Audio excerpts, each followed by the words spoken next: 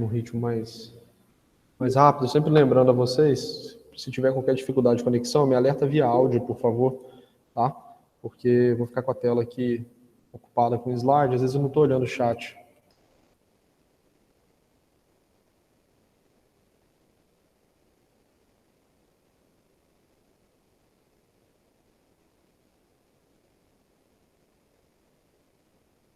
Compartilhar a tela aqui com vocês.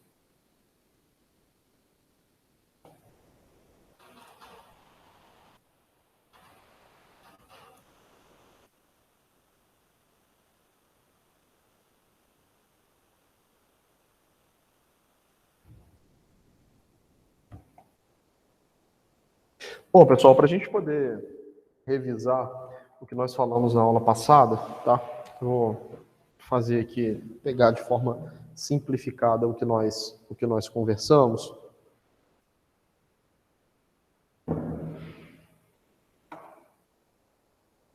A gente tratou na aula passada da relação entre consumidor e produtor, né? Tem esse nome dentro da economia, as relações entre consumidor e produtor. Consumidor, obviamente, é aquele que deseja, consumidor, obviamente, é aquele que deseja e ou adquire um bem ou serviço, bem e serviço, e produtor é aquele que produz, distribui, vende, etc. Ou tem o desejo, né, de fazer isso. Desejo e ou produz, distribui e vende. Ou seja, ele tem o desejo de produzir, desejo de distribuir, de vender, etc. Bens e serviços, tá?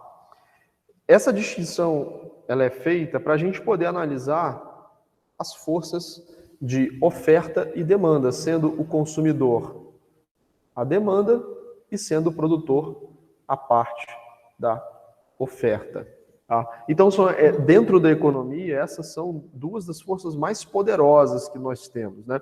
Embora em alguns casos as forças de demanda e oferta elas possam ser flexibilizadas, mas elas nunca se extinguem, né?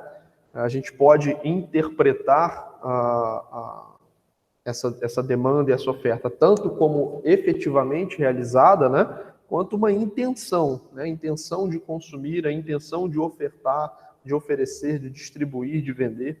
Então a gente pode tanto falar disso num plano efetivo quanto num plano da intenção, né? Porque existe essa distinção, né, entre a demanda e a oferta efetiva e a intenção.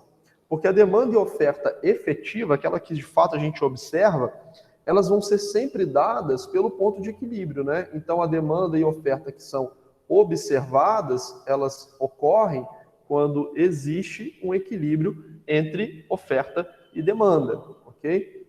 Porém, para a gente entender a dinâmica dessas duas forças, a gente precisa, na maioria das vezes, entender qual seria a intenção, ou seja, se o preço for X, quantas unidades os consumidores vão desejar adquirir daquele bem ou serviço. Se o preço for Y, quantas unidades os produtores têm interesse de oferecer no mercado nesse determinado nível de preço Y. Tá? E aí nós falamos detidamente, primeiramente, sobre a lei da demanda.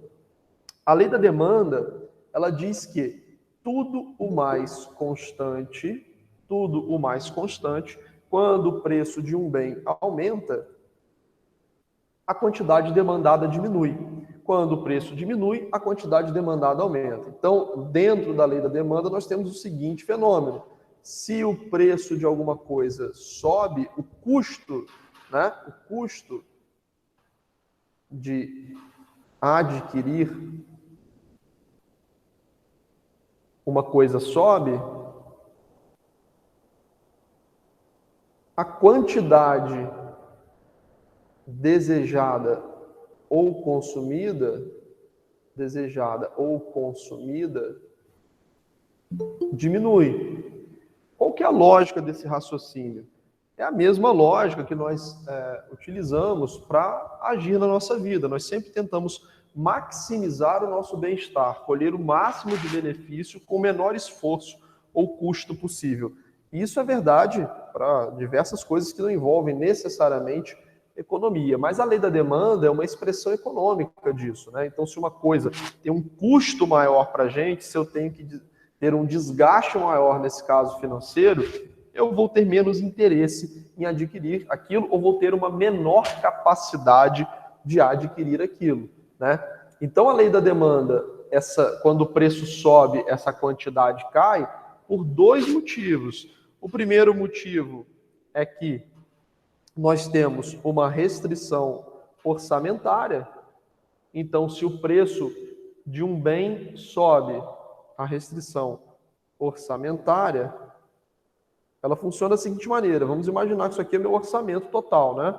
Imagina isso aqui é tipo um compartimento que vai enchendo. Quando ele enche totalmente, significa que eu gastei todo o meu dinheiro. Vamos supor que um determinado bem, ele tenha uma participação, sei lá, de 20%, 25% no meu orçamento. Por exemplo, alimentação. Se isso fica mais caro e ele começa a preencher, por exemplo, teoricamente, 50% do meu orçamento, eu vou ter que diminuir meus gastos com alimentação, senão eu vou deixar de pagar luz, pagar transporte, né? Então eu vou consumir marcas mais baratas, eu vou comprar uma menor quantidade daquilo. Por quê? Eu tenho uma restrição orçamentária. O orçamento ele não é infinito. Os recursos não são infinitos. Além disso, nós temos uma questão chamada custo de oportunidade. Então, o custo de oportunidade, ele faz com que quando o preço de uma coisa fica mais cara, a gente pensa assim, bom, será que vale a pena comprar aquilo? Ou melhor comprar aquele outro produto? Então, se o preço do sorvete ficou mais caro, será que não é melhor comprar um bolo gelado? Se o preço do cinema ficou mais caro, será que não é melhor eu ir ao teatro? Se o preço do o pão francês ficou mais caro, será que não é melhor eu comprar um pão de queijo? Então, além da questão da restrição orçamentária, ou seja, além do fato de que você não tem dinheiro infinito, quando o preço de alguma coisa sobe, você avalia os custos de oportunidade. Poxa, eu adoro sorvete, é a minha sobremesa preferida, mas eu também gosto muito de pudim. Se o preço do sorvete sobe muito, pode ser que o custo-benefício para você ele não seja tão interessante quanto o do pudim. Então, o custo de oportunidade do pudim ele fica tão alto que ele sobrepõe o do sorvete, ou seja, eu troco o meu consumo, né? Então, nós dizemos que a lei da demanda, quando o preço sobe, a quantidade demandada cai, ou seja, quando o custo de uma coisa sobe, o preço de uma coisa sobe, a quantidade que é desejada pelos consumidores, que é efetivamente consumida pelos consumidores, isso cai. Por quê? Por dois fatores. Primeiro, a questão da restrição orçamentária, eu não tenho dinheiro infinito, então se o preço de alguma coisa subiu, eu tenho que reorganizar meu orçamento e às vezes vou precisar sacrificar aquele consumo. E dois, o custo de oportunidade. A partir do momento que aquilo ficou mais caro, às vezes não vale a pena eu comprar aquele bem e eu compro um outro bem, né? Que pode até ser similar a ele, mas não é o próprio bem. Okay? E sempre lembrando dessa expressão aqui na frente. Porque se o preço da carne ela sobe 10%, ok? Ou, aliás, vamos fazer melhor, não vou nem falar o preço da carne. Vamos colocar aqui o preço de alimentação em geral, né? Vamos supor que o custo geral de alimentação ao consumidor tenha subido de um ano para o outro. Então, a alimentação em geral subiu 10%, né? Mais 10%.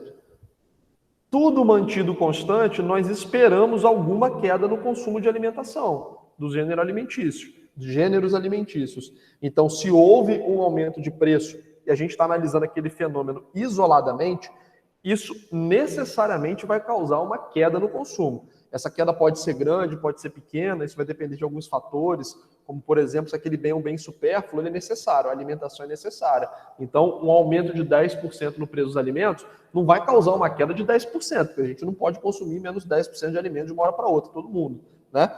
Mas às vezes vai causar uma queda de 0,5%, 1%, mas alguma queda é esperada no aumento de preço. Porém, a porta vai bater. Deixa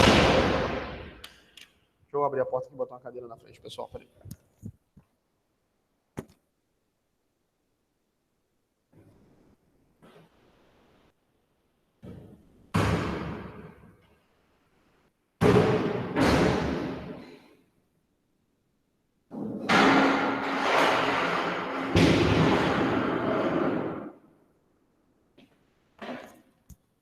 Desculpa. A porta bateu tão forte que ficou até agarrado para o outro lado.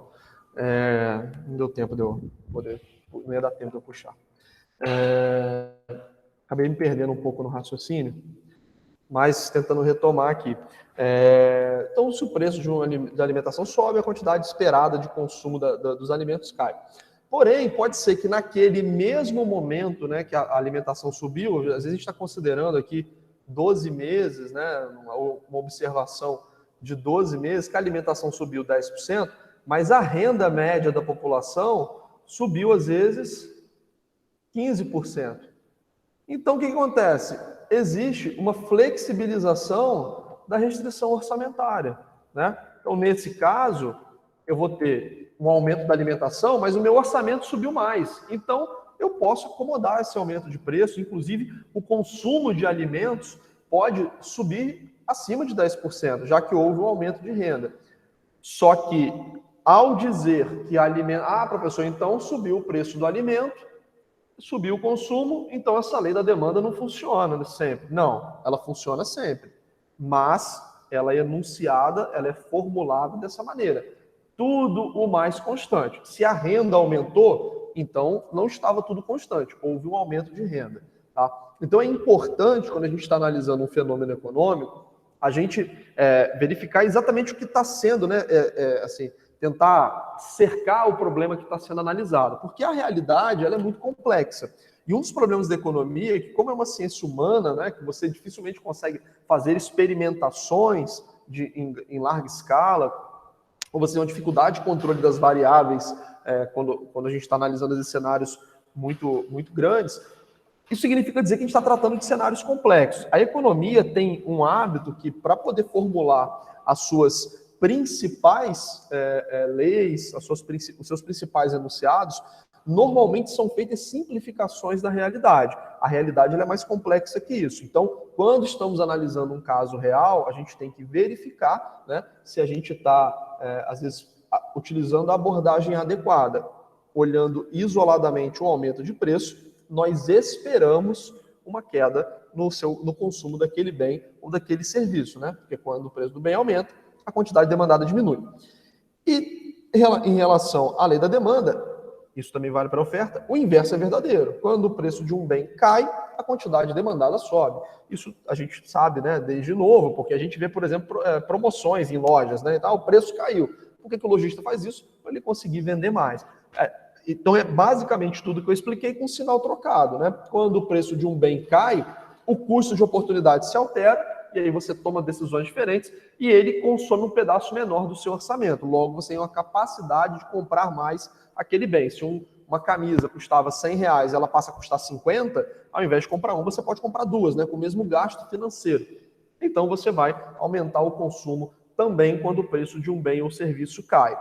Lembrando que a gente tem que sempre, para formular a lei da demanda, colocar esse parênteses, né? Tudo o mais constante. Porque se você tem uma modificação, às vezes, na preferência do consumidor, eu não gosto mais de camisa azul, não gosto mais de camisa de manga comprida, pode ser que o preço caia para R$30. As pessoas não queiram, né? Igual a roupa quando sai de moda, né? Aproveitando o tema da promoção, quando uma roupa sai de moda, você tem que abaixar muito o preço para você conseguir gerar uma venda satisfatória, porque as pessoas não querem mais aquele bem, né?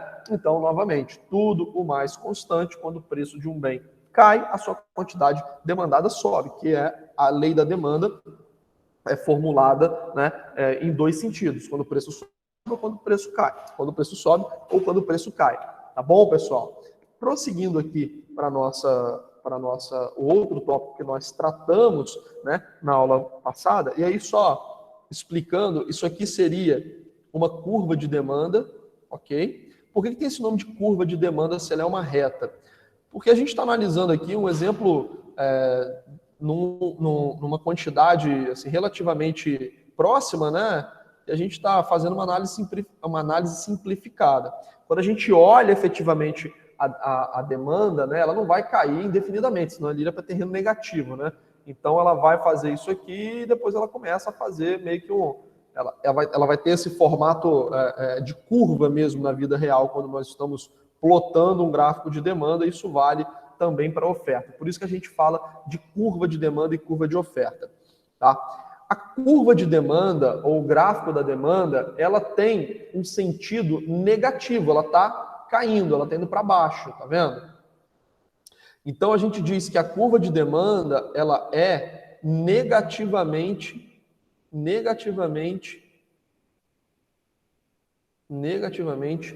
inclinada. Ah, professor, por que você está me falando isso? Porque questão de concurso, às vezes, cai. Às vezes não. Quando você tem economia dentro do concurso, com certeza vai cair oferta e demanda e vai cair um gráfico de oferta e demanda para você. Tá? Então, isso é bom para você saber. Professor, você vai cobrar? Não, não vou cobrar análise gráfica na prova, mas é importante você saber. Por que ela é negativamente inclinada? Porque nós temos uma relação inversa entre preço e quantidade. O que é uma relação inversa? Quando o preço está subindo, o preço sobe, a quantidade cai. Quando o preço cai, a quantidade sobe, ok? Então vocês vejam que com um preço elevado, a quantidade é pequena. Com um preço mais baixo, a quantidade é alta. Essa é uma relação inversa, né? Um vai para um lado, outro vai para o outro. Consequentemente, num gráfico, você tem essa relação negativa da curva caindo, né? Ou da reta, né? Nesse caso aqui, caindo, ok? Na oferta, esse movimento ele é inverso, né? Ela é positivamente inclinada, ela sobe ao longo do gráfico. Porque preço e quantidade, nesse caso da oferta, se movem na mesma direção. Então, na lei da oferta, como nós estudamos, tudo mais constante, quando o preço de um bem sobe, a quantidade ofertada também sobe. Então, quando o preço de uma mercadoria ela está em alta no mercado, mais pessoas querem ofertar essa mercadoria, mais pessoas querem vender essa mercadoria, mais pessoas querem oferecer essa mercadoria no mercado. Então, se nós temos, por exemplo, deixa eu ver uma coisa que pode estar na moda hoje. Uma coisa, tatuagem. Eu falei de tatuagem semana passada, né? Eu tô com isso na cabeça que eu marquei de fazer uma tatuagem, então fiquei com isso na cabeça. Mas tatuagem. Hoje você vê uma quantidade de pessoas assim, grande, né? E com uma quantidade de tatuagens grande também. E, consequentemente, você tem mais gente no mercado oferecendo esse tipo de serviço. E tatuagens que às vezes são caríssimas, né? Então, com esse aumento de preço, você teve mais pessoas entrando nesse mercado. Uma outra coisa, acho que eu falei na aula passada, preciso melhorar meus exemplos aqui, que minha criatividade está pequena. Acho que é assim que escreve, né? Fidget toy. Que é isso? Nunca li não, mas eu imagino que seja assim. Fidget toy, aquele brinquedinho que você fica apertando, né? Você fica apertando o negócio. Minhas filhas têm esse bicho que é o olho da cara.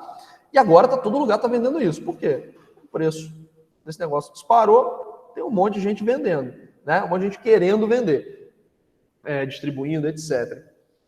Porque quando o preço de um bem sobe, a quantidade ofertada que as pessoas querem prover ao mercado também sobe. Isso tem alguns motivos, mas o principal que eu gosto de falar em sala é que receitas mais altas, se o preço de uma coisa é mais alto, a receita daquele negócio vai subir. Então, receitas mais altas geram oportunidade de lucros mais altos. Né? Receitas mais altas geram oportunidade de lucros mais altos. Tá? No início da turma, né, do primeiro período, a gente fez isso com quem teve aula comigo no primeiro período, eu normalmente converso, né, pergunto o que a pessoa quer fazer depois de formada, né? E hoje, por exemplo, tem muita gente que quer ser policial, às vezes até policial civil, que na minha época de faculdade de Direito, estudante de Direito, essa não era uma carreira que na época muitas pessoas pensavam, porque na época o salário de policial civil, por exemplo, caiu muito. Mais uma vez, caiu muito, era um salário baixo.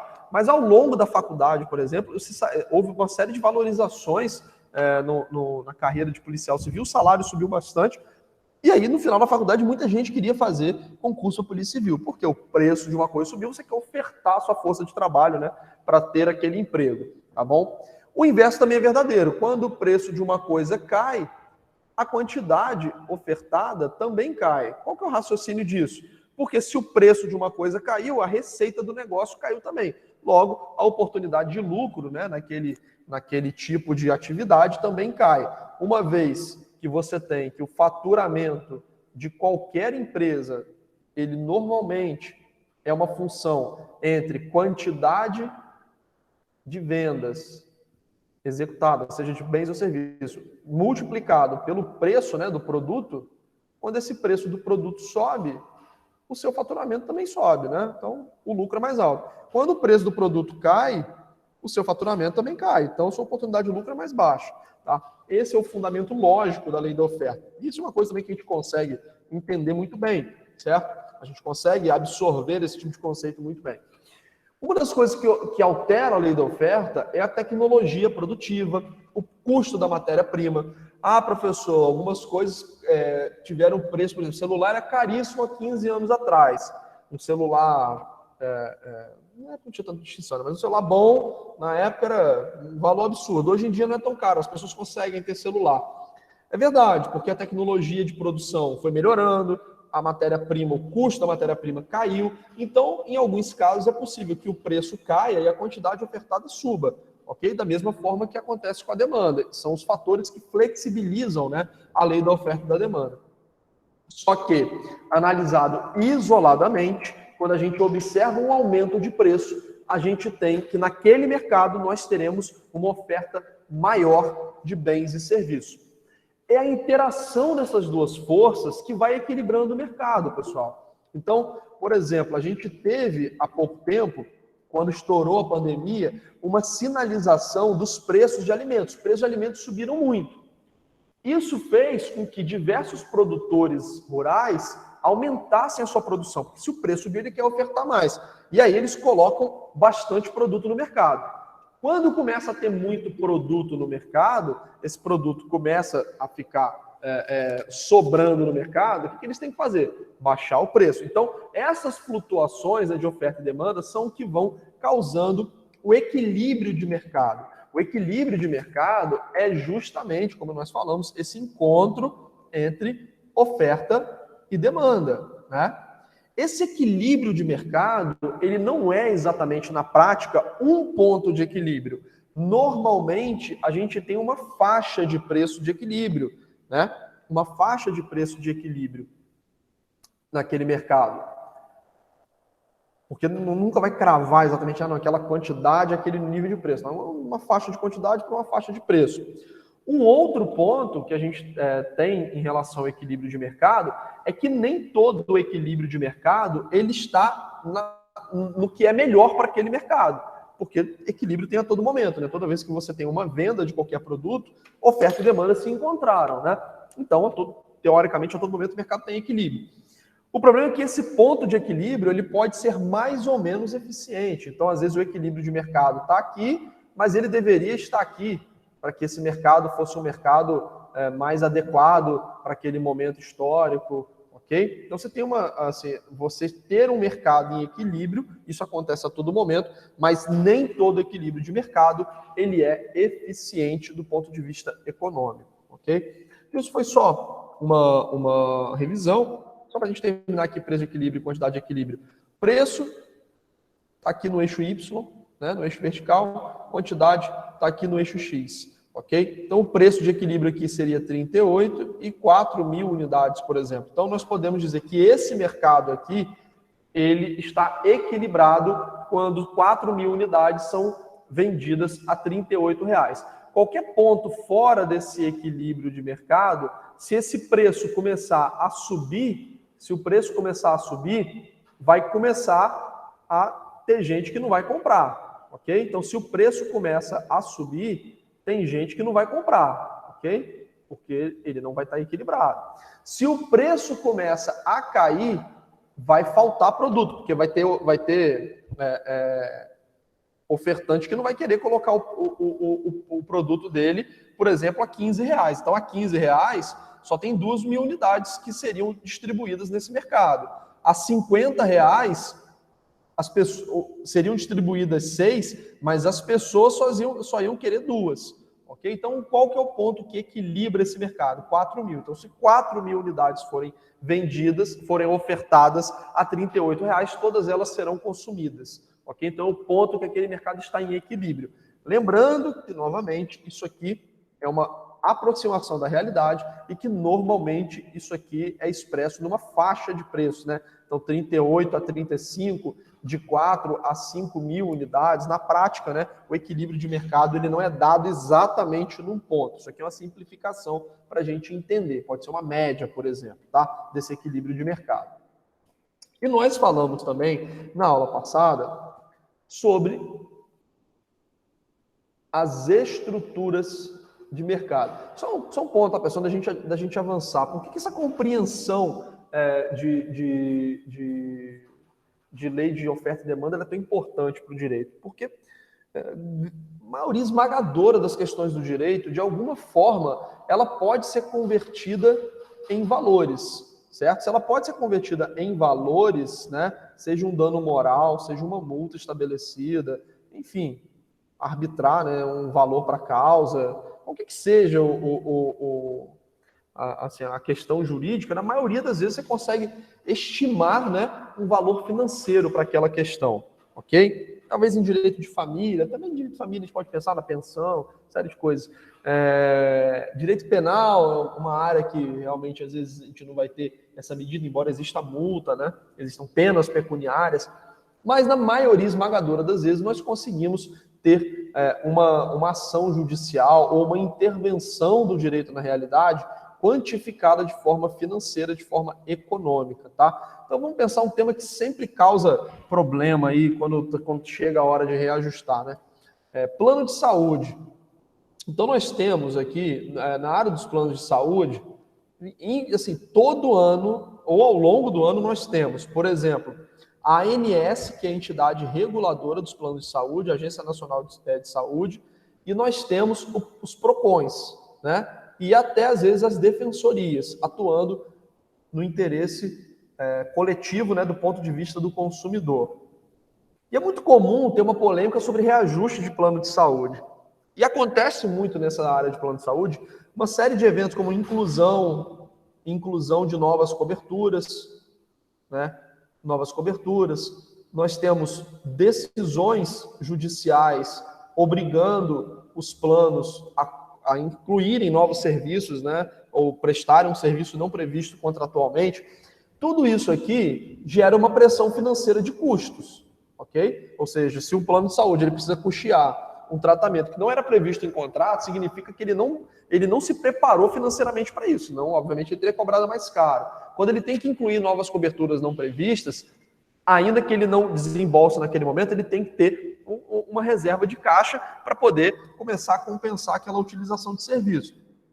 Então, necessariamente, ele vai ter que repassar isso para preço, ok? E aí vai chegar no ano seguinte, ou na data de revisão daquele preço, ele vai ter que aumentar o preço do plano de saúde. Ao aumentar o preço do plano de saúde, o que acontece com a demanda? Então, eu aumentei o preço do plano de saúde, o que acontece com a demanda do plano de saúde? A demanda cai, a quantidade demandada cai, né? Então, a quantidade de consumidores que vão poder adquirir um plano de saúde ou manter seus planos de saúde diminui. O interesse é que mais ou menos pessoas tenham cobertura de plano de saúde. É mais pessoas. Beleza. Isso aí é uma coisa que depende da política pública, né, que está sendo desenvolvida pela ANS. Então, o interesse é fomentar a saúde privada? Vamos supor que seja. Então, a gente tem que revisar essas coisas que vêm acontecendo aqui. Senão, a gente vai ter um efeito necessariamente impactante na quantidade de planos de saúde que são mantidos ou adquiridos pela população. Esse entendimento ele é muito importante, porque muitas vezes o operador do direito, ele age, por exemplo, no interesse daquele princípio ético, daquele princípio moral. Olha, eu quero que mais pessoas tenham cobertura, o plano tem que oferecer, sim, uma quantidade maior de serviço. Beleza, mas você tem que estar ciente de que isso vai ter um impacto na quantidade de pessoas que está utilizando o plano de saúde, porque os custos mais altos vão refletir em anuidades, mensalidades mais caras. Se as mensalidades e anuidades subirem, a quantidade demandada, a quantidade de consumidores daquele produto vai cair. Professor, mas a gente pode proibir o aumento. Beleza, não vamos entrar na seara se isso é adequado ou não economicamente. Vamos considerar que, então, o preço seja proibido de subir. Só que o custo aumentou, né? E aí, será que é interessante para o plano de saúde continuar ofertando aquele serviço, né? Então, se ele vai ter um lucro menor ou uma receita potencial menor, será que é interessante para ele manter esse plano de saúde? Então, se a gente tentar controlar o impacto pelo lado da demanda, né, não, vamos segurar o preço não vai subir. Isso vai escapar para a oferta, ok? Na vida real, as pessoas reagem economicamente às atuações e intervenções do direito, né?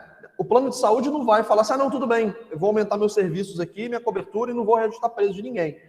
Beleza? Pode? Sem problema. Claro que eles não vão fazer isso. Da mesma forma que o consumidor, ao ver o aumento de preço, ele não vai permanecer inerte. Ele vai consumir menos, né? Ele vai adaptar o consumo dele. Então, a gente tem que entender que a intervenção do direito na economia necessariamente vai criar efeitos colaterais.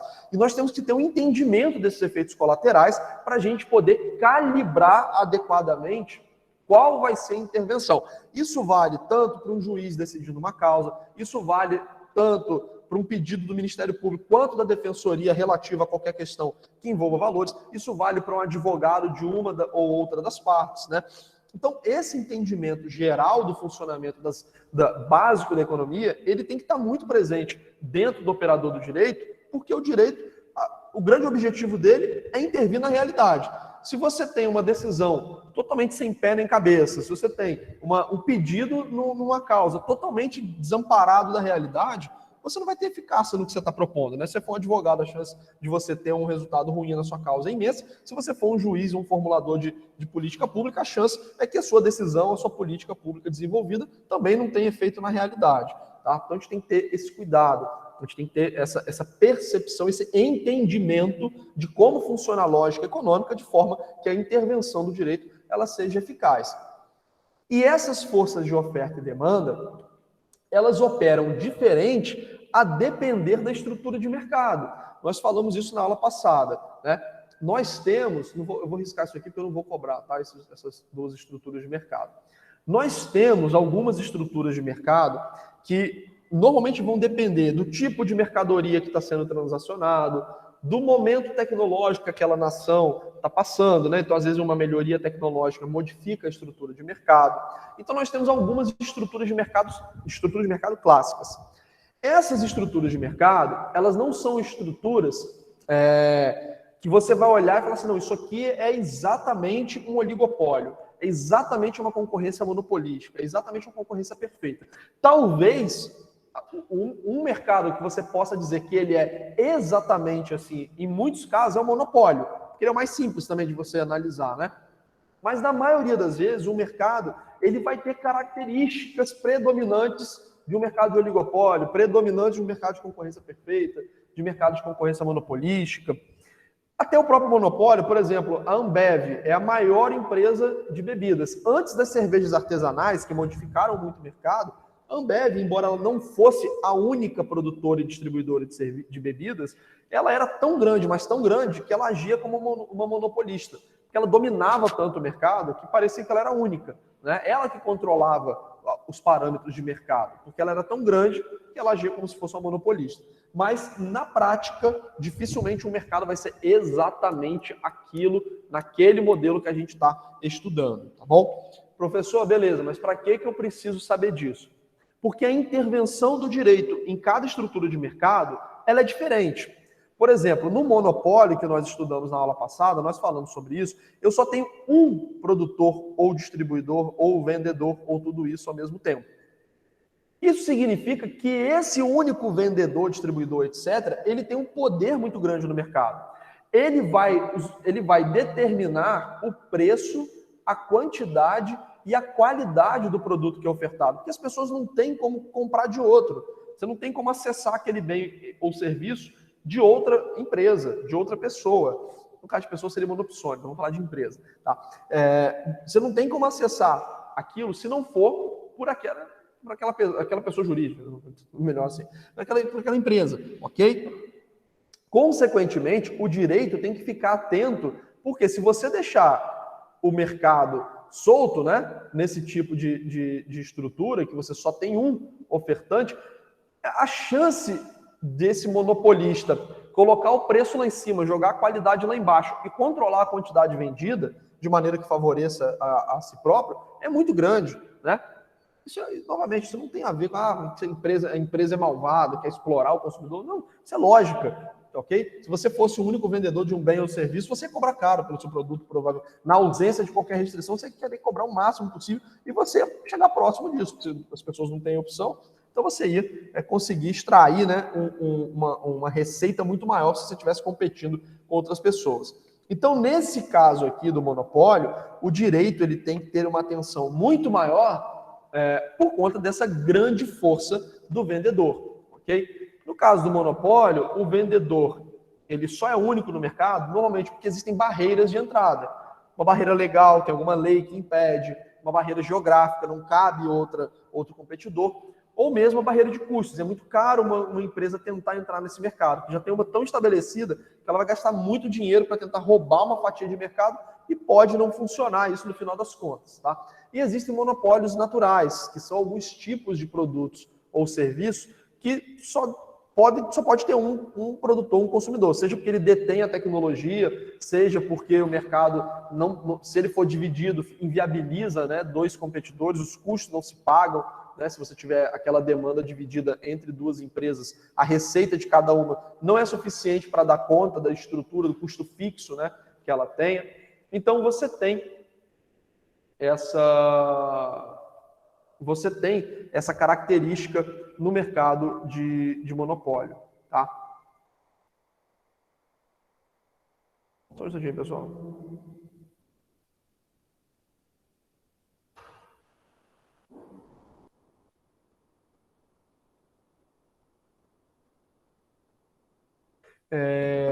Perdão, que eu recebi um e-mail aqui com um alerta, chamou minha atenção.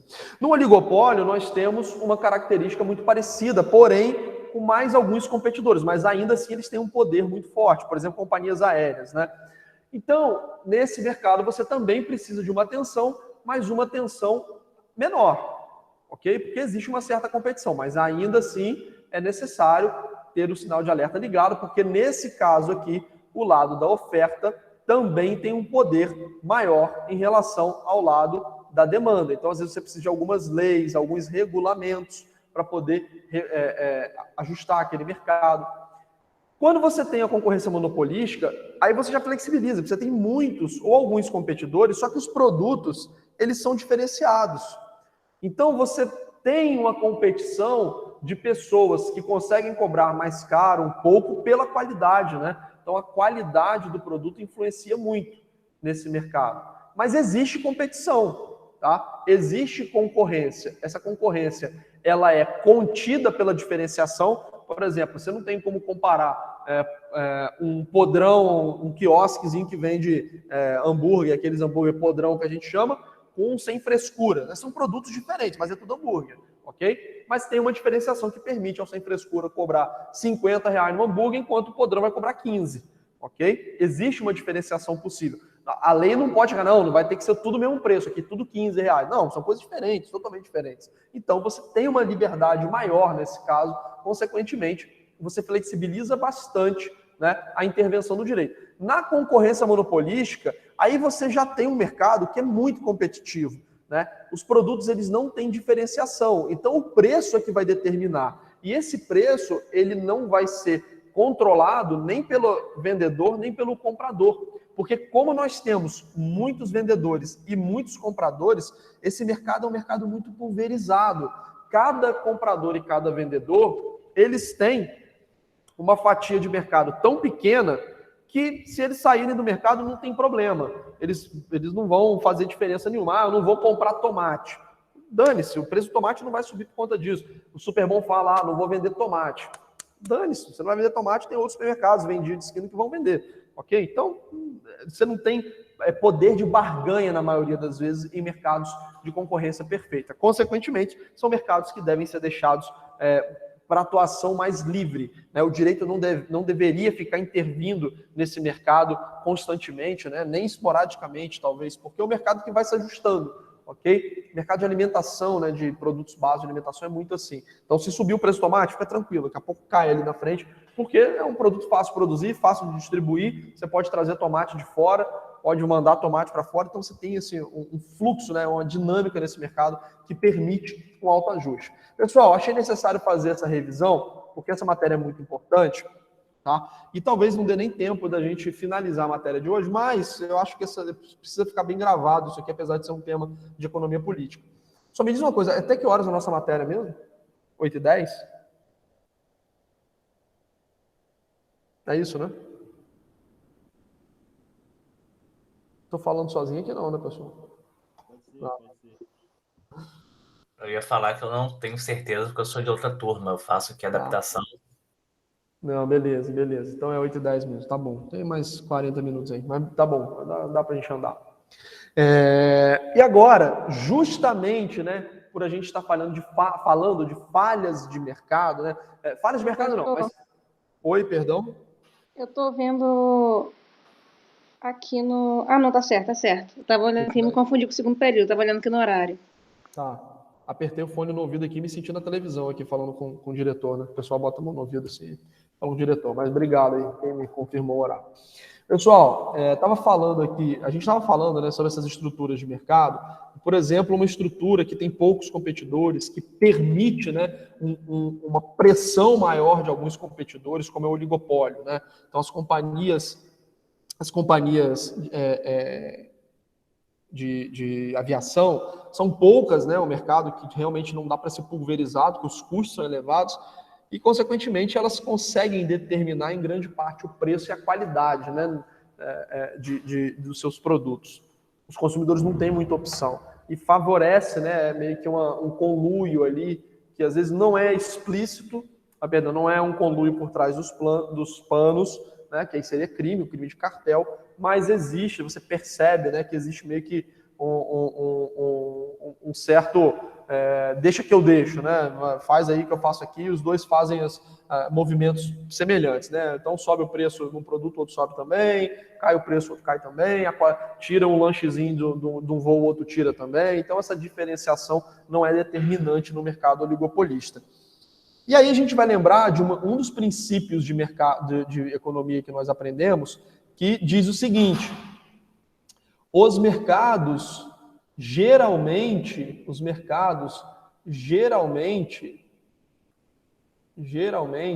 são a melhor forma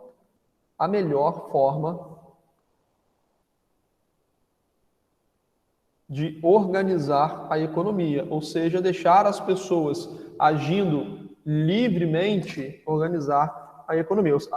Deixar as pessoas agindo livremente, normalmente é a melhor maneira da economia ser organizada, né? Deixa a pessoa produzir o que quiser, consumir o que quiser, deixa chegar no acordo sem ficar intervindo em empresa, etc. Porém, alguns eventos no mercado, eles podem fazer com que essa organização espontânea ela não funcione, ela caminhe para algum tipo de problema. E a gente pode chegar num ponto de haver um círculo vicioso, ou seja, você entra numa dinâmica que o mercado ele começa a piorar, deixando as pessoas agindo por conta própria. Tá? Por isso que nós também dizemos que os governos podem melhorar, os governos às vezes podem melhorar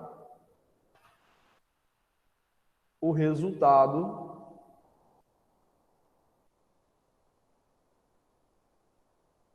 dos mercados.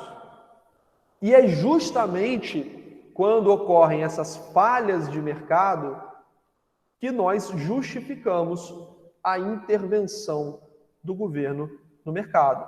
É justamente por essa incapacidade que o mercado tem em alguns momentos de se alinhar novamente, né, ou seja, de entrar no equilíbrio novamente, que nós temos a intervenção governamental retomando um equilíbrio ou garantindo um equilíbrio de mercado, ok?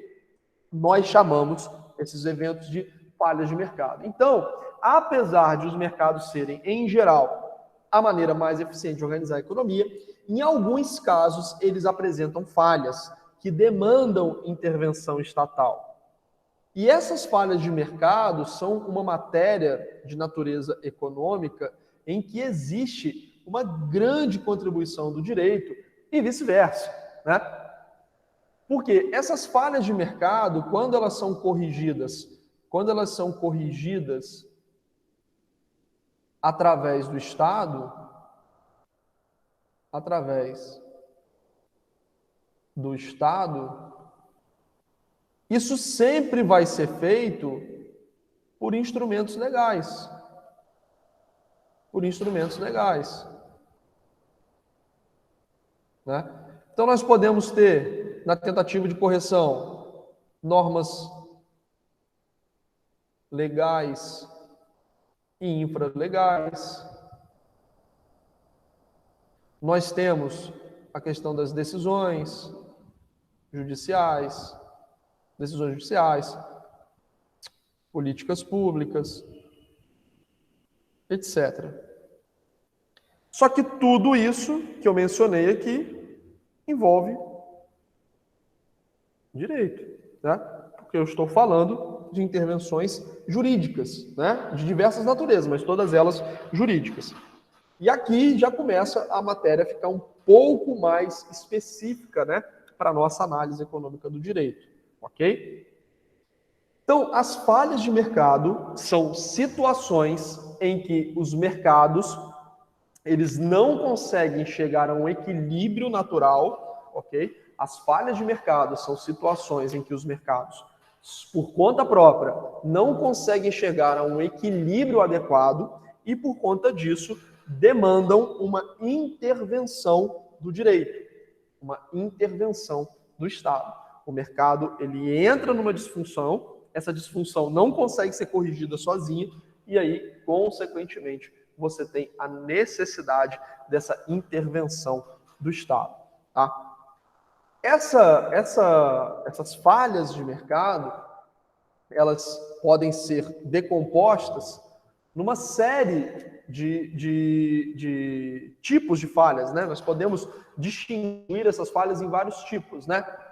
Competição imperfeita, externalidades, bens públicos. No caso do monopólio natural, ele está até um pouco aqui dentro de competição imperfeita, né? Está dentro de competição imperfeita. Assimetria de informações, problema de agência, risco moral e falhas de governo, que é um ponto específico aqui dentro do que nós chamamos de falhas de mercado. Tá? Então, as falhas de mercado são uma nomenclatura geral. Tá? Então, as falhas de mercado elas são uma nomenclatura genérica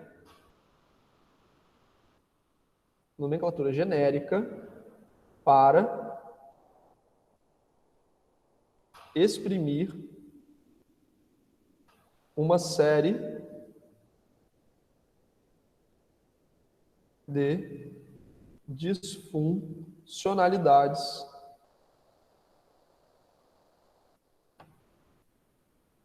que ocorrem na economia. Ok? Então, é uma nomenclatura genérica. Tá? É uma nomenclatura genérica. As falhas, especificamente, são essas aqui. E podem ter outras. Tá? Esse rol aqui não é extensivo. Tá bom? Então, podem ter outras. Essas aqui são as falhas específicas. Né? Então, você consegue determinar quais são as falhas. Principalmente, pessoal, essas falhas de mercado, durante muito tempo, não houve uma preocupação do Estado na regulação da economia. Tá? O Estado não se preocupava em regular a economia. Como eu comentei com alguns de vocês aí em aulas de economia política, no início, a economia dos Estados ela era entendida como uma tentativa de acumulação de recursos, né? Então, era estudado de que forma o Estado conseguia acumular mais recursos possível para que ele, por exemplo, sustentasse, né, os seus monarcas, os seus aristocratas, e tivesse uma força, por exemplo, militar muito grande, né? Porque antigamente, de séculos atrás, e até no início do século passado, né? A questão da força militar era determinante, ainda era, mas hoje a gente não tem tantas guerras, né?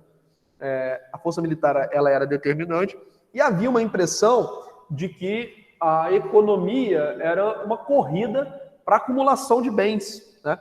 Então você tinha que correr para explorar ouro, você tinha que descobrir a maior quantidade de terra, colonizar a maior quantidade de terra, extrair a maior quantidade de riqueza o mais rápido possível para que aquele Estado nacional fosse muito rico, né?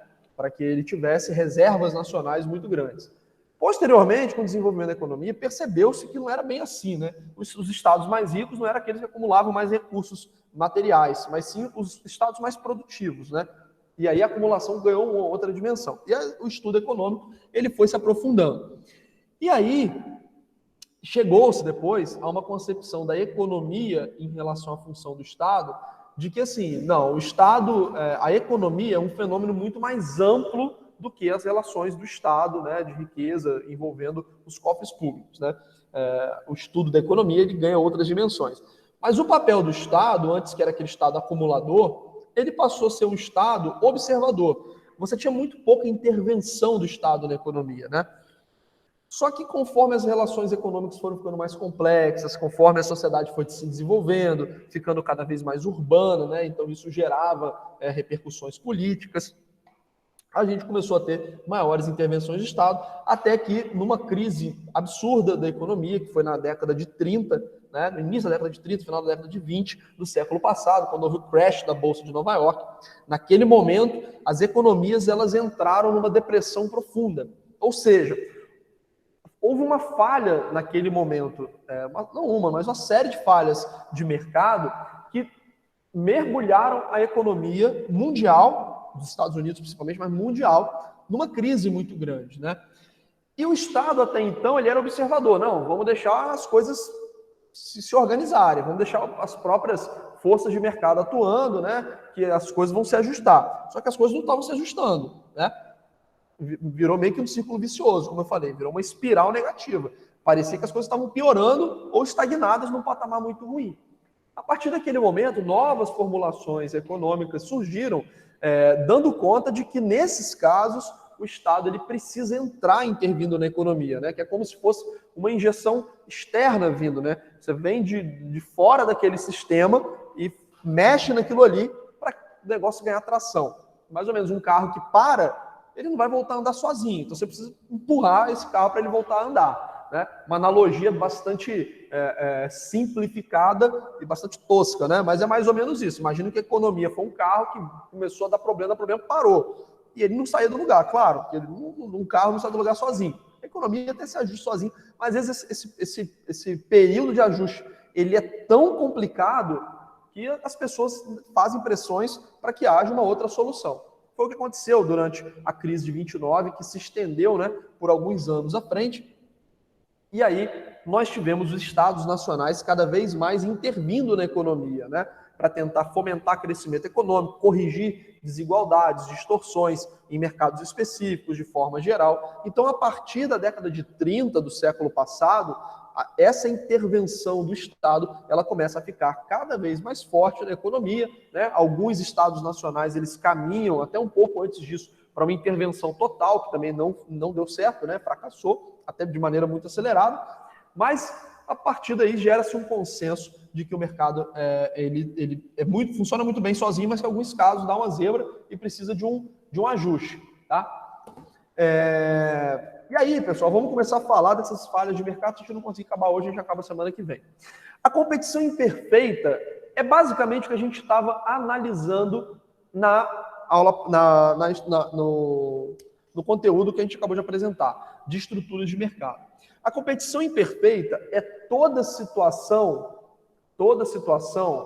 em que não há um mercado de concorrência. Tá aqui embaixo. Putz, estou escrevendo, tá aqui embaixo. É toda situação de competição em que não há um mercado de concorrência perfeita. Ah, professor, então, se não tiver concorrência perfeita, o direito tem que entrar cacetando. Não, porque existem graus de falhas de mercado, né? Então, se a gente puder colocar meio que uma escala aqui de falha, né, de imperfeição, vamos fazer uma escala de imperfeição, né? Vamos imaginar uma escala de imperfeição. Aqui, nesse ponto 0, é o mercado de concorrência perfeita. Aqui em cima é o monopólio. Aqui é o mercado de oligopólio. Aqui é o mercado de concorrência monopolística. Então existem graus de imperfeição, tá? Existem graus de imperfeição. E dependendo do grau de imperfeição, nós vamos precisar de mais ou menos intervenção estatal. Se aquele mercado é um mercado muito competitivo, em que os problemas, o preço está caro, mas será que esse preço vai cair naturalmente? Não vai, porque as forças de oferta e demanda elas vão interagir para esse preço voltar a um patamar de equilíbrio adequado. Aquele mercado tem poucos competidores, tem poucos ofertantes. Será que isso às vezes pode ser uma questão tecnológica, que às vezes melhorando a tecnologia vai ter mais gente distribuindo produtos naquele mercado, ofertando serviços naquele mercado?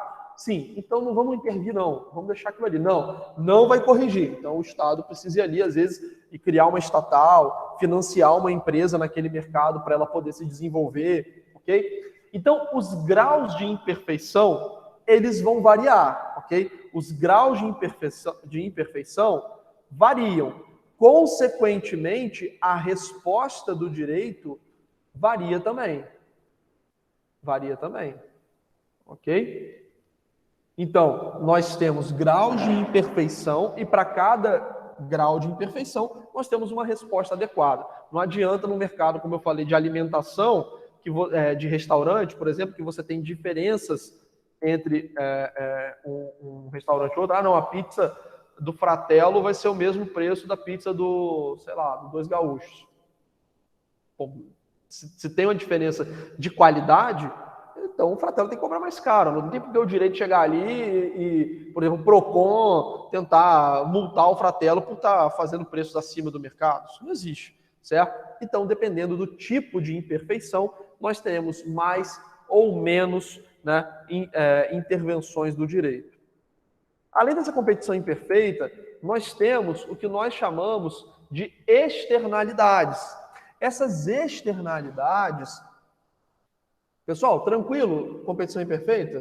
Posso continuar? Pode, professor.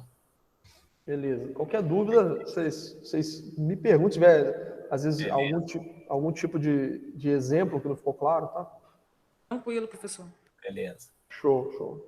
As externalidades, pessoal, a gente pode considerar elas como efeitos colaterais, tá? Colaterais. Os efeitos colaterais, eles são eventos inesperados, né? Ou acessórios, né? Às vezes não é nem inesperado, mas ele não é o que você queria, né? Não é o principal. Eventos inesperados, acessórios que afetam terceiros. No caso aqui, da interpretação, né, econômica do direito. Então, o efeito colateral, nesse caso, é um evento inesperado ou acessório que afeta terceiros. Esses efeitos, eles podem ser negativos ou positivos. Nem todo efeito colateral é negativo, nem todo efeito colateral, obviamente, é positivo. A gente normalmente usa essa expressão num sentido mais negativo. Na economia é igual, tá? Na economia, quando você fala em externalidade, normalmente você está querendo dizer coisas negativas, mas nem sempre, porque existem externalidades positivas. Um exemplo de externalidade negativa, deixa eu pensar, alguns remédios provocam queda de cabelo, né? Então, você está tomando um remédio, vamos pensar, efeito colateral da quimioterapia, né? Nem tinha pensado em quimioterapia, mas é um exemplo grave, né? Então, a quimioterapia você está usando para combater um tumor, né? Um câncer, mas ela tem um efeito colateral negativo que é afetar outras funções do seu corpo, né? Porque ele causa uma destruição celular maior do que as células cancerígenas apenas, infelizmente. Então, a quimioterapia, né, quando a gente faz essa analogia, tem uma externalidade negativa, tem externalidades negativas, efeitos colaterais negativos muito grandes, né? Afeta coisas que não eram a intenção, mas nesse caso são inevitáveis, né? Se for evitável, ótimo, mas em alguns casos é inevitável. Uma externalidade positiva, não sei se vocês sabem, né, como é que foi inventado o Viagra. Como é que foi inventado o Viagra, não, né? Como é que descobriram, né? O Viagra, a fórmula do Viagra vinha sendo testada com os pacientes, e se eu não me engano, o Viagra ele tinha sido desenvolvido para ser um remédio para vascularização, né?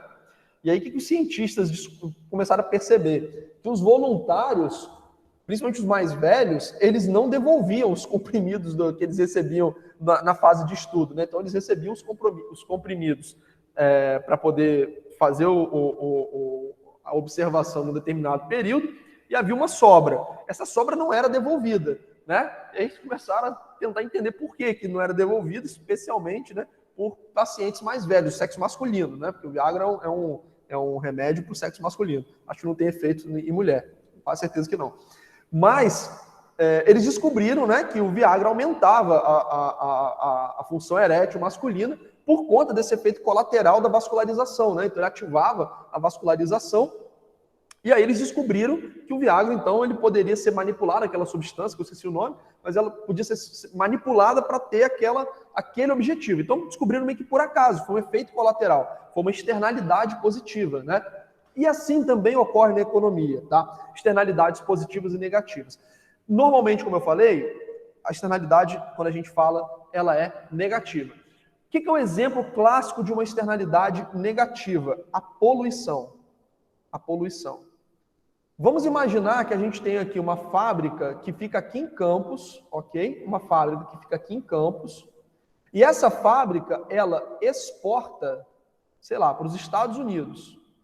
Então, essa fábrica que fica aqui em Campos exporta para os Estados Unidos. Essa fábrica tem a direção dela, né? A direção, os sócios, e tem os funcionários.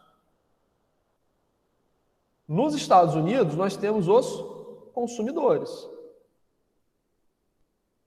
Ok? Nós temos os consumidores. Vamos supor que essa fábrica, ela produza poluição. Ela produza poluição aqui em Campos, tá? Para os consumidores dos Estados Unidos, a princípio não faz diferença, porque eles não estão sendo afetados negativamente pela poluição, eles querem o produto da fábrica, certo? Então eles estão sendo beneficiados pelo produto e eles não têm nada a ver com aquela poluição. Se a fábrica virar para os consumidores americanos e falar assim, olha gente, eu vou ter que aumentar o custo de vocês porque está tendo poluição aqui, eu preciso botar um filtro na minha fábrica. Consumidor, o filtro vai gerar um impacto de $5 no produto de vocês. Bom, obrigado aí, fábrica daí de Campos, chuvisco, a gente vai comprar chuvisco de outro lugar, porque $5 a mais tira a atratividade, né? Então você vai aumentar o preço, vai cair a demanda, às vezes não vai ser interessante. Então os consumidores, eles não têm incentivo nenhum para arcar com aquele custo, porque ele está sendo prejudicado, né? Porque ele vai pagar mais caro por conta disso. Pessoal, isso não é certo ou errado, é a lógica econômica, tá? É a lógica econômica. Se a pessoa virar para você e falar que você tem que pagar mais caro por algo que não está te afetando, falar, meu amigo, mas eu não tenho nada a ver com isso, dá seu jeito. Se você for me cobrar mais caro, eu vou comprar de outra pessoa, porque eu entendeu? Isso não me compete, tá? Então, a princípio, hoje em dia, claro, nós temos marcos regulatórios, muito por conta das externalidades, claro, mas a princípio a gente está analisando essa situação simplificada. Do ponto de vista da fábrica, por que ela não vai absorver esse custo? Porque a poluição para uma, duas pessoas, ela é pouca, né? Você estou respirando aqui uma fumaça, aí talvez a gente nem saiba como é que é o ar puro, né? Só que se a gente passar muito tempo, talvez, no campo e voltar para a cidade, talvez a gente sinta uma diferença. Talvez nem em campo você sinta, porque não tem tanta poluição. Só quando queima uma coisa de usina. Mas afeta muito pouco individualmente, 1, 2, 3 pessoas, e essa fábrica ela está sendo beneficiada porque ela está vendendo, então ela está pagando salário para a direção e para os funcionários. Então você imagina você virar para o funcionário e falar assim, ó, eu vou ter que, o pessoal aí da fábrica, eu vou ter que cortar o salário de vocês em 10%, porque os consumidores não aceitaram pagar mais caro para a gente botar o filtro, então a gente vai ter que arcar com esse custo. Putz, o funcionário, meu irmão, quer nem saber, eu estou bem, eu não estou me afetando com essa poluição, isso não está mudando o meu dia, tá? Então eu não vou aceitar a redução salarial. Uma externalidade negativa, ela normalmente é caracterizada por uma situação em que não há incentivos para que as partes absorvam o custo de resolver o problema, né? Então, o consumidor não tem incentivo para resolver o problema e o produtor não tem incentivo para resolver o problema. Então, esse problema se perpetua, por isso que a gente chama de falha de mercado, porque deixado livremente, a probabilidade das pessoas sentarem, não, ok, vou pagar mais caro, vou ganhar menos para não ter poluição, é baixíssima, né? Porque ele não está sendo afetado diretamente, ele está sendo afetado, mas numa escala muito pequena, o benefício é muito maior. O fato de você estar ganhando um salário, às vezes elevado, é muito mais interessante do que a poluição que você percebe no seu dia a dia. Então, nas externalidades, né, O interesse coletivo, ele se sobrepõe a essa relação. Então, se você deixar a fábrica se ajustar, ela não vai se ajustar, na maioria das vezes. Ela não vai deixar de poluir porque é errado, porque ela está tendo um benefício muito maior do que se ela não estivesse poluindo. E o consumidor, que às vezes também está em outro lado do mundo, não tem nada a ver com isso e também não vai querer. Por conta disso, é necessário você ter uma regulamentação, você ter um mandamento legal. Olha, você vai colocar o filtro, porque agora é lei, né? Você vai reduzir a emissão de CO2, porque agora é lei. Você vai tratar essa água, esse rejeito, antes de despejar no rio, porque é lei. Não interessa se você quer ou não. Então, o direito, nesse caso, ele tem que impor, né, alguma solução. Essa imposição, claro que ela pode ser modulada, né? Pode ser mais grave, menos grave, pode ter uma margem de liberdade para você deixar, às vezes, o mercado tentar ajustar, né? E é até interessante que seja assim, você precisa ter uma margem para que as pessoas busquem a melhor solução, né? Dentro de uma folga, né? Do que você chegar e impor, porque, como eu falei em outros momentos, imaginar que uma pessoa, um comitê de pessoas tem a capacidade para resolver uma quantidade de problemas muito grande de maneira perfeita, né? Isso é impossível. Então, normalmente, a melhor solução é você dar uma margem de negociação, né? Para que as pessoas tentem, dentro daquelas margens, chegar a um acordo. Mas precisa de alguma intervenção. Então, no caso das externalidades negativas, essa falha de mercado, ela tem que ser contida, né? Ela precisa ser restringida. Você precisa ter uma intervenção do direito, reduzindo o problema. Por outro lado, existem externalidades na economia que são positivas. Por exemplo, a questão da educação, da cultura. Um livro, assim, a literatura, ela está beneficiando o autor, né? Muitos autores até nem enriqueceram em vida, né? Depois que morreram, que foram consagrados. Em vida nem ganharam tanto dinheiro assim. Mas, sem dúvida, a literatura, ela tem uma função para além de enriquecer os próprios autores, né? A própria editora, né? Acho que pouca gente discordaria que a literatura é importante para um país, né? Que a música é importante para um país, que a pintura é importante, enfim, tem uma série de coisas nessa área mais de artes que deveria ser fomentada de alguma forma pelo mercado. Então, se você, por exemplo, música clássica, a música clássica hoje é muito pouco consumida, né? A música popular é muito, muito maior, o mercado é muito maior. Mas a música clássica ela tem um valor inestimável, né? Tanto em termos de memória, quanto em termos de desenvolvimento, sei lá, teoria musical, composições, formação de músicos. Então, se você deixar, eventualmente, né, pode acontecer de um determinado país, ou determinada região, você não ter um mercado privado de música clássica, se você deixar dessa forma, aquele mercado acaba, né? Porque você não vai ter gente pagando por aquele produto, consequentemente, ninguém vai querer produzir de graça, né? Porque as pessoas precisam comer, sobreviver, e aí morre aquele mercado. Então, pode ser necessário uma lei de fomento, né? Pode ser necessário uma destinação de verba pública para um conservatório municipal, né? Alguma coisa nesse sentido, de forma a que esses benefícios positivos que extrapolam aquelas pessoas, sem dúvida, o músico está sendo beneficiado porque está ganhando dinheiro, né? O músico clássico, nesse exemplo específico, o maestro está ganhando dinheiro, o teatro, se ele for privado, está ganhando dinheiro. Ok, mas o benefício social ele é muito mais amplo que isso, né? Você ter uma cultura musical, ter a memória musical, às vezes, de uma nação, etc., preservada, tem um valor muito maior do que você manter aquelas pessoas. E aí pode ser que seja interessante você aprovar uma lei de fomento, né? Você ter algum tipo de iniciativa do poder público para fazer aquela área cultural ela florescer ou ela continuar, ok? Então, as externalidades, embora a gente use essa nomenclatura normalmente para falar de externalidades negativas, que são a maioria delas, em alguns casos elas podem ser positivas. Tanto em um caso quanto no outro, existe, né, necessidade de algum tipo de posicionamento do direito, algum tipo de posicionamento do Estado, né, em relação a isso que nós chamamos de externalidades, tá? Porque, nesse caso, o interesse social ele se sobrepõe àquelas relações privadas, mas pode acontecer que as relações privadas elas não deem conta, né, de manter aquele mercado em funcionamento ou de uma forma sadia. Logo, você precisa, né, mexer em alguma coisa ali, novamente, dando um certo grau de liberdade, tomando cuidado, às vezes, se for uma externalidade positiva, você não errar a mão e colocar muito dinheiro, né, enriquecendo pessoas, não é o objetivo, né? O objetivo é você manter no caso da cultura, né, viva, etc. Né? Não pode virar um feudo no determinado. Você tem uma agência de cinema, e aí tem um pessoal que aparelha aquilo ali, e começa a viver, né, em função de recurso público daquela agência que seria para apoiar o cinema de forma geral, principalmente cinema não comercial, né? Cinema que não filmes que não são aí para passar comercialmente e tal. Então tem que ter sempre uma modulação do direito nessa resposta, tá? Pessoal, eu acho que eu vou segurar um pouquinho por aqui, porque na parte aqui de bens públicos e acho que problema e alguns outros tipos de falhas de mercado, eu queria passar um vídeo para vocês, mas esse vídeo ele é um pouquinho mais longo, tá? Essa é uma sequência de vídeos, ou pelo menos 1 ou 2 vídeos que eu queria passar para vocês, e acho que não vai dar tempo de eu passar o vídeo e explicar. Mas eu vou pedir o seguinte, eu mandei para vocês antes da aula, quase certeza que eu mandei esses slides. Eu vou mandar de novo, cortando a aula 4 aqui, ok? Aqui nas externalidades, tá? E já vou mandar o slide da aula que vem com mais conteúdo. A gente acaba a simetria, acaba bens públicos, eu não vou revisar externalidade, não vou revisar a simetria de informação, a gente vai tocando então bens públicos na próxima e já entra na próxima matéria de análise econômica do direito, que eu acredito que está chegando próximo da data de corte para a nossa A1, tá? Eu tenho que olhar o calendário aqui, mas eu acho que já está próximo da gente cortar o conteúdo para A1. E aí a gente talvez tenha mais 1 ou 2 aulas antes da nossa primeira avaliação. Queria saber se até aqui está ok, vocês estão gostando, estão entendendo bem, se os exemplos estão sendo pertinentes para vocês absorverem o conteúdo, podemos seguir dessa forma?